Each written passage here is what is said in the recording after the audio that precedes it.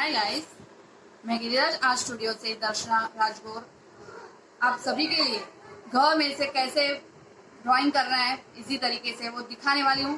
तो घ में से गणपति बाप्पा और स्नेल का ड्राइंग करूंगी, तो आप देखना। और आप अगर मेरे चैनल पे पहली बार आ रहे हो तो मेरे वीडियो को शेयर, लाइक और सब्सक्राइब जरूर कीजिएगा। और उससे पहले भी मैंने ग और क ख में से भी वीडियो बनाए हैं, वो भी आप देख सकते हो। तो चलो वीडियो शुरू करते हैं।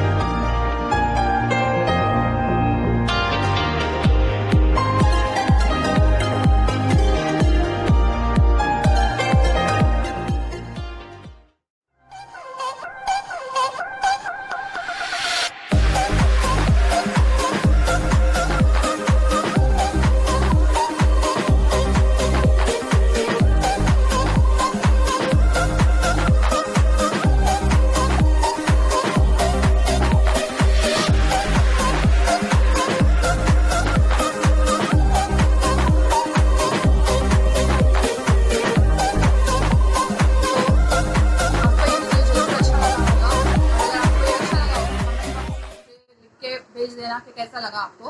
और अगर आप मेरे और भी वीडियो देखना चाहते हो तो गिरिराज आर्ट स्टूडियो में जाकर देखेंगे तो और भी मेरे जो एलिमेंट्री के लिए जो वीडियोस मैंने बनाए वो भी आप देख सकते हो।